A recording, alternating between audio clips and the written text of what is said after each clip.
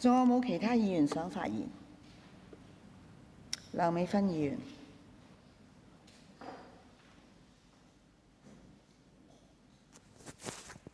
代理主席女士，香港回歸中國，實行一國兩制。中國係一個單一制嘅國家，就住憲制嘅問題，特區政府其實係冇所謂嘅剩餘權力。咁基本法咧係由全國人大通過嘅，係一個屬於全國性法律裏邊嘅特區授權法嘅一種。今日咧我就聽到好多關於公投，即係甚至亦都早期亦都好多人嘅講法，就係因為基本法咧冇講到唔俾公投，咁所以咧其實咧公投呢樣嘢咧係可以嘅。亦都我記得好似余若薇議員咧喺上次嘅一個討論裏邊，亦都係用呢個觀點。嗱，我喺呢度咧好想講出咧，公投屬於憲制事務咧，一切講緊嘅咧係一個政府嘅權力嘅問題，並唔係咧好似即係有一啲嘅講法咧，就係話而家基本法冇規定可以刷牙洗面，係咪都唔得咧？咁嗰個係屬於一個私人司法裏邊嘅範疇。而家講緊嘅係中央政府同埋香港特區政府嗰個憲制權力嘅關係。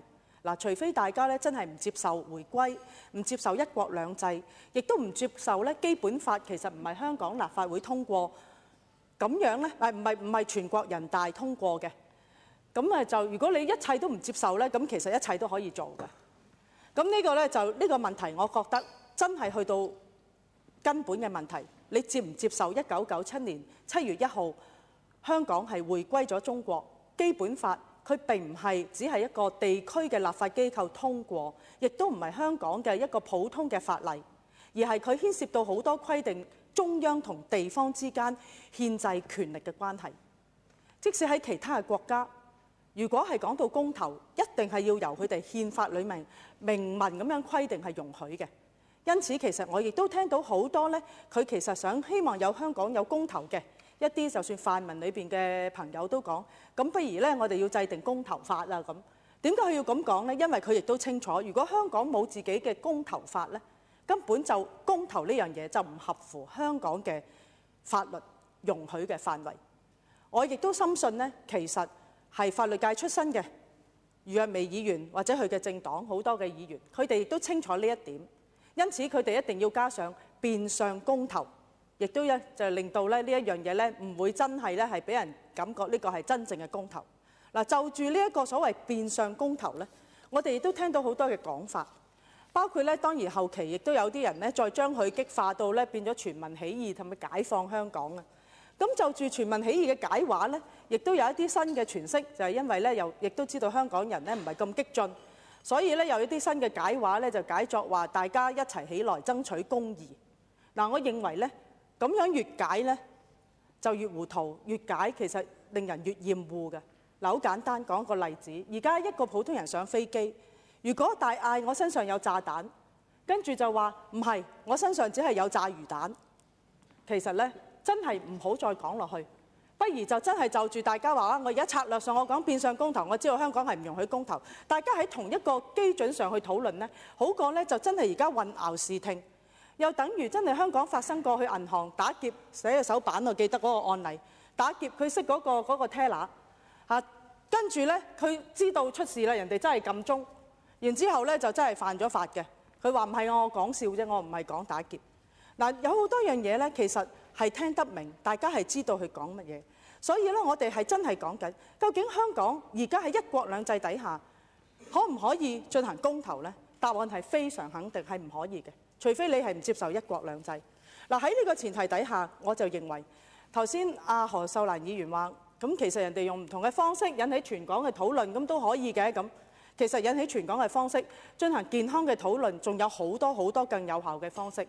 偏偏揀呢一種嘅方式呢，就會係令到呢，其實中央同埋地方嘅關係喺我嘅經驗同埋觀察係進一步惡化，甚至我都會講，隨時你閂咗嗰棟談判嘅門，根本就適得其反。所以呢個效果就係對香港爭取民主呢就有害無益，而且呢應該咧喺政治上係屬於一個非常幼稚嘅舉動，先至會再出現。點解我又要解話？我而家唔係講緊解放香港，只係一個選舉語言，何苦呢？係冇效，而且亦都害到咧而家所謂政制改革嗰啲嘅火車，有人認為行得慢，係咁我哋咧就一齊令到佢點樣行得快啲。但係你行下咧，你有人跳車，咁你哋就話你有跳車，你做咩鬧我中意跳車啫嘛？有啲人都咁講，做咩你要評論批評我哋辭職啫？唔係咁㗎，有人跳咗車，我哋就要停落嚟，有 ambulance 去救佢㗎。而家我哋啱啱先被通知，我哋連做區議員、立法會議員嗰啲橫額啊，4月份都一齊要全部拉晒落嚟。我哋喺4月到6月想自己推廣嘅議題，都一樣受大家影響。我哋好無奈，我哋好反感。邊個有冇經過我哋呢啲？我哋同意呢啲區議員自己而家都喺度嘈亂巴閉。乜原來我哋啲橫額都要拆晒落嚟？咁點會話唔影響其他人呢？呢個係咪真係民主嘅遊戲呢？又講返公投，因為頭先咧提到好似公投，香港冇公投就係一個好極權嘅地方。嗱，我又 call 返2004年 BBC 咧，彭定康，我諗好多泛民嘅議員都好中意佢嘅。佢直情係講咧，佢話咧公投咧就係佢用可怖 awful。佢話咧千祈唔好話佢同公投呢啲主張呢啲議題有關，佢認為咧呢種係反民主嘅制度。呢個只係作為一個參考，其實公投非常有爭議性，係咪對於發展民主有好處？係完全喺世界上咧，好多嘅人咧係唔中意。所以咧，而家你哋冒住咁嘅情況，付出咁大嘅代價去壓落一樣嘢，對香港民主發展係冇好處。如果你哋要爭取廢除功能組別，有好多種方式，唔係用呢種嘅方式。最後，我想回應何俊仁議員嘅問題，佢話咧，我哋呢啲支持反對撥款嗰啲人咧，就係公民抗命，呢種講法令人非常反感。